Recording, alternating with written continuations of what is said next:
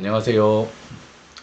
전 영상에 이어가지고 오늘은 주거용 부동산과 업무용 부동산의 임대료에 대한 부가세 편으로 이어가 보도록 하겠습니다.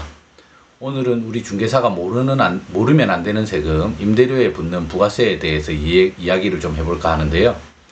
일반적으로 상시 주거용 부동산에는 부가세가 없고 약간의 예외는 존재하지만 업무용 부동산에는 항상 부가세가 있다고 생각하시면 됩니다. 저번 시간에 우리가 사용하는 모든 재화 또는 용역이 공급되는 모든 거래에는 부가세가 있다고 했는데 왜 주거용 부동산에는 부가세가 없나?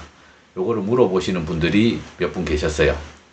전 영상 마지막에 제가 우리나라 부가가치세법에는 사람이 살아가는데 꼭 필요한 기초생활 필수품에는 부가세를 면세하는 항목이 있다고 했는데 그 중 하나가 바로 상시주택으로 사용하는 주택과 그 주택의 부수 토지는 부가세가 존재하지 않는다고 말씀을 드렸었습니다. 여기서 간단한 팁을 하나 말씀드릴게요. 간혹 상시 주거용으로 사용하는 주택에 월 임대료에 대해 가지고 현금 영수증이나 세금 계산서를 발행해 달라고 하는 세입자분들이 계시죠. 그런데 이제 주택은 주택 자체가 면세이고 주택을 임대하는 이제 임대인 또한 면세 사업자이기 때문에 현금 영수증이나 세금 계산서를 발행해 드릴 수는 없어요. 근데 일반적인 영수증조차 거부하는 임대인들을 종종 만나보고는 합니다. 실무에서. 이는 주택이 아니라 임대인이 간이가세자인 업무용 부동산에서도 이런 일이 간혹 가다가 발생을 하기도 하고요. 하지만 주거용 부동산의 월 임대료는 임대료에 대한 부가세는 없지만 임차인이 세입자죠. 월 임대료를 지급을 하는 경우에 소득세법상 연말정산 소득공제는 가능하기 때문에 임대인의 동의 없이 네이버 국세청 홈택스 검색하셔가지고 이제 연말정산용 소득공제를 신청할 수 있게 되어 있습니다. 세입자 단독으로 신청이 가능하고 신청하실 때 임대차 계약서하고 이제 임대료 계좌 이체 입금 내역이 이제 필요한데요. 이제 임대인의 동의가 없어도 임대인에게 피해가 가는 거 아니니까 혹시라도 신고해서 이제 피해 보시지 않을까 걱정하지 않으셔도 괜찮습니다. 자세한 경로를 다시 한번 말씀드릴게요. 네이버 검색창에 국세청 홈택스 접속하셔가지고 상담 제보 카테고리를 누르신 다음 주택 임차료 월세에 접속하시면 공동인증서나 금융인증서로 간단하게 인증한 후에 현금 영수증을 이제 발급받으실 수가 있습니다. 다만 업무용으로 사용되는 부동산은 재화나 용역의 공급을 위함으로 보기 때문에 월 임대료 또는 연 임대료에 부가세 10%가 항상 붙어 있습니다. 단 여기에도 임대인에 따라 나누어지는데 임대인이 간이가세자일 경우에는 원칙적으로 부가세를 내지 않으셔도 됩니다. 가끔 실무에서 이제 업무용 부동산을 임대차 하면서 이제 해당 부동산에 대해 자신은 사업자를 내지 않을 테니 자신은 부가세를 안 내도 되지 않냐 물어보시는 분들이 간혹 가다가 계세요. 결론적으로는 안 됩니다.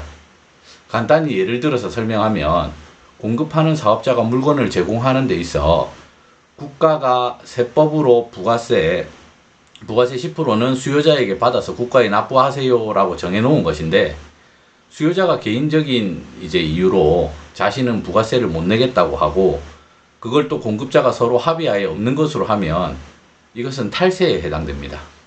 여기서 또 이제 간단한 팁을 말씀드릴게요. 업무용 부동산 임대차 계약을 진행하실 때 양 당사자의 합의에 따라 계약서에 이제 세금에 대한 부분을 특약사항으로 기재해 달라고 하는 분들이 이제 간혹 있어요. 그걸 또 계약서에 기재하는 공인중개사 분들도 계십니다.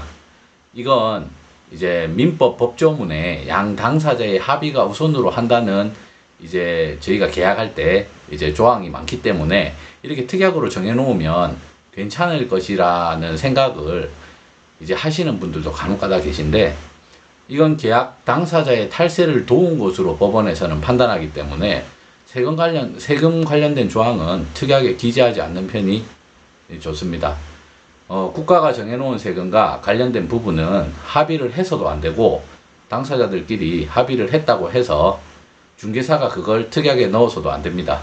만약 중개업소에서 보증금 2천만원, 월차임 100만원, 임대차 계약을 체결하면서 부가세가 별도인 업무용 부동산의 임대차 계약을 이제 작성을 하게 되면 반드시 월차임에 대한 부가세 별도의 체크를 확인을 하셔야 됩니다.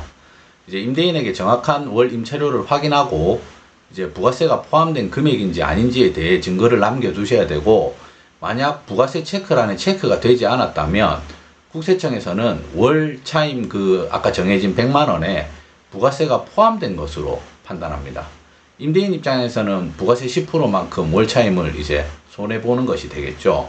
그러니까 중개를 한 중개업소에 와서 손해배상을 청구를 하게 되는데요. 그렇게 되면 이제 중개업소에서 이제 계약 기간 동안에 부가세를 지급하는 사례도 이제 있었습니다. 그렇게 이제, 그리고 이제 한 가지 더, 업무용 부동산의 계약을 진행하면서 임차인의 사업자를 이제 안 낸다고 아까 전에 이제 말씀을 했는데, 그거하고는 별개로 임차인은 임차인 개인 사정이고 부가세를 납부해야 하는 의무 당사자는 공급자 임대인에게 있기 때문에 납부를 꼭 하셔야 됩니다. 임차인은 사업자가 없을 것을 핑계로 부가세 환급을 받지 못하더라도 부가세를 이제 별도로 임대인에게 당연히 납부해야 되는 것이고요. 임차인에게 사업자가 없는 경우에 임대인은 이제 계약서상 임차인의 주민등록번호로 세금 계산서나 현금 영수증을 발행하실 수 있습니다. 임대인이 임대를 하려면 임대사업자로 이제 등록을 하게 되는데, 임대사업을 할 때 부가세를 포함한 연간 매출액이 적은 경우에는 소규모 사업자, 즉 우리가 편하게 얘기하는 간이가세자죠. 간이가세자로 이제 인정을 받습니다. 2021년 코로나 때문에 이게 원래는 4,800만 원이었는데 현재는 8천만 원 이하까지는 이제 간이가세자로 이제 인정을 받으실 수 있고요. 이제 세금 계산서 발행 의무가 면제는 되는데 4,800만 원 이제 이상이 되면은 신고는 무조건 하셔야 됩니다. 물론 그 이하도 신고는 하셔야 되지만요. 만약에 이제 사업이 번창해 가지고 아까 연간 매출액 8천만 원이 기준이라고 말씀드렸는데 8천만 원이 이제 넘어가시게 되면은 국세청에서는 자동으로 간이가세자에서 일반 가세자로 사업자를 변경을 하게 됩니다. 단 소규모 사업자라도 무조건 간이가세를 하는 것이 이제 좋지는 않습니다. 일반 가세자로 사업자를 내는 것도 좋은 경우가 발생을 합니다.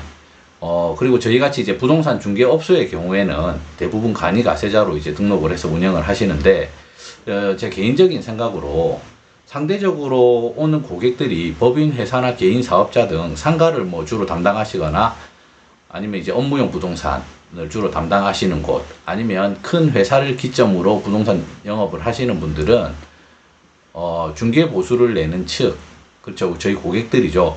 대부분 고객들이 회사에서 이제 계약을 많이 진행을 하기 때문에 항상 세금 계산서를 요구하고 부가세를 지급을 합니다.